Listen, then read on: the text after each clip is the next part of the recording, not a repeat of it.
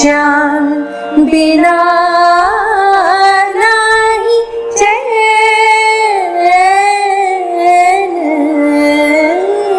आदाब।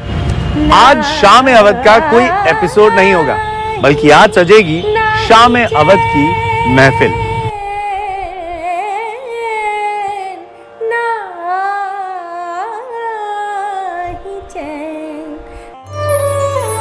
शाम अवध विद तुषार।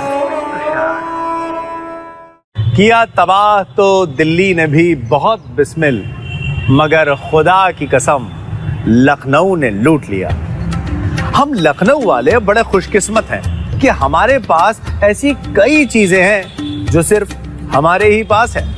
फिर चाहे आज के दौर में भी अदब व तहजीब हो, चिकनकारी का हुनर या फिर हमारा रिच हेरिटेज और कल्चर, ऐसी बहुत सी चीजें हैं जिसकी वजह से लखनऊ से बाहर वाले हम लोगों से थोड़ा जलते तो जरूर होंगे।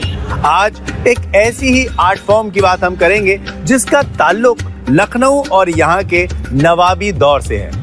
आज जिक्र होगा ठुमरी का। ठुमरी गायकी को सीधे तौर पे लखनऊ से जोड़ा जाता है, तो क्या यह खूबसूरत और दिलकश आर्ट फॉर्म लखनऊ से ही शुरू हुई? इसका जवाब है नहीं। तो भला आखिर क्यों इसे लखनवी कहा जाता है? लखनऊ से इसका नाता हम इसलिए कह सकते हैं क्योंकि नवाब वाजिद अली शाह ने इसको बहुत बढ़ाया। उनके समय में बहुत उत्कर्ष हुआ ठुमरी का, और स्वयं भी कथक सीखे हुए थे ठाकुर प्रसाद जी से। कालका बिंदा दीन जी उनके दरबार में थे, जो कि ठुमरी के मशहूर कलाकार कहे जाते हैं। हालांकि ठुमरी को पहचान देने में नवाब वाजिद अली शाह का बहुत बड़ा हाथ है, मगर इस आर्ट फॉर्म को जिंदा रखने के लिए हमें जिनका शुक्रगुजार होना चाहिए, उनका नाम तक लेना हम लोग मुनासिब नहीं समझते। वो हैं तवायफ। हाँ जी, तवायफों का तो बहुत बड़ा योगदान है हमारे शास्त्रीय संगीत को बचाने में भी कह सकते हैं, बढ़ाने में भी कह सकते हैं। तवायफें अच्छे गुरुओं से सीखी और उन्होंने इसका संरक्षण किया, इसको प्रस्तुत किया और अपने आगे शिष्यों को भी सिखाया, जिससे कि ये हमारे गाने में चलती रही। और बेगम अख्तर का तो नाम भाई वो तो पर्याय हैं ठुमरी की, गज़ल की, और उन्होंने जो हाइट्स दी इसको, उनको सारे ही कलाकार बहुत ही श्रद्धा पूर्वक नमन करते हैं। लक्ष्मी शंकर हैं, निर्मला देवी हैं, गिरिजा देवी हैं, शोभा गुरटू हैं। तो ये ऐसे कलाकार हैं जिन्होंने एक स्टैंडर्ड कायम किए हैं।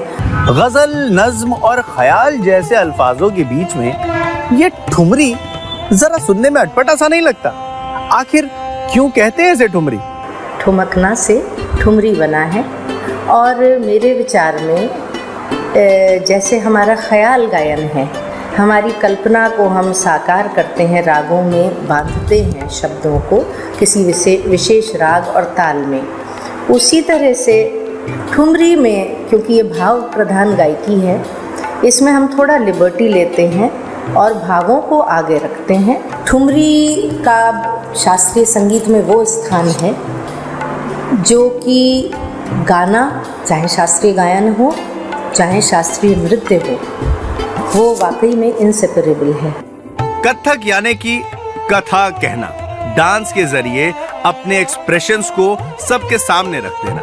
अब इस कथक के साथ मिलके हमारी ठुमरी एक नया ही मुकाम हासिल कर गई। जैसे गायक है वो अपने एक राग के बाद अपना गायन का समापन उपशास्त्रीय संगीत से करता है, वैसे ही कथक नृतक भी अपना शुद्ध नृत्य पक्ष प्रस्तुत करके समापन जो है लाइटर या उपशास्त्रीय नृत्य के साथ समाप्त करते हैं वो लोग भी।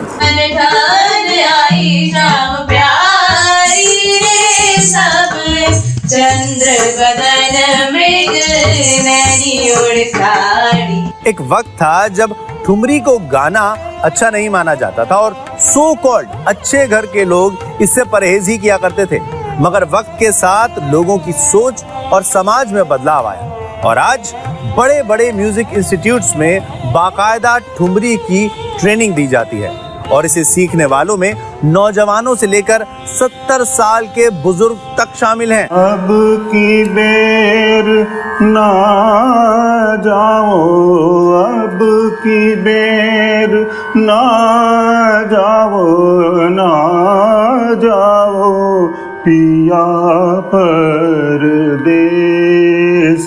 सखी सावरो गिरधर गोपाल, सखी सावरो गिरधर गोपाल। अब क्या ये किसी करिश्मे से कम है कि वो ठुमरी जिसे कुछ साल पहले तक गाना भी बुरा माना जाता था, उसे आज न सिर्फ लोग सीख रहे हैं बल्कि अपने घर वालों के साथ बाकायदा इसका रियाज भी कर रहे हैं। बनठान आई शाम प्यारी रे सब, बनठान आई शाम प्यारी रे सब, चंद्र बदन मृग नैनी उड़ साड़ी। ऐसे बहुत से कला प्रेमी हैं लखनऊ में जो ठुमरी को सिर्फ सीख नहीं बल्कि जी रहे हैं। विरह, मिलन, इंतजार, याद, प्रेम का शायद ही कोई ऐसा रस हो जो ठुमरी की पहुंच से बाहर हो। चंदा आए, तारे आए, आने वाले सारे आए। Soothing, sensual, satisfying. That's what thumri is all about. किसी के लिए जिंदगी जीने का जरिया तो किसी के लिए जिंदगी का मकसद। अब जरा आप ही बताइए, तमाम दुनिया में है कोई ऐसा शहर जिसमें इतना सब कुछ समाया हो? इसीलिए तो किसी ने कहा है कि कशिशे लखनऊ अरे तौबा, फिर वही हम, वही अमीनाबाद।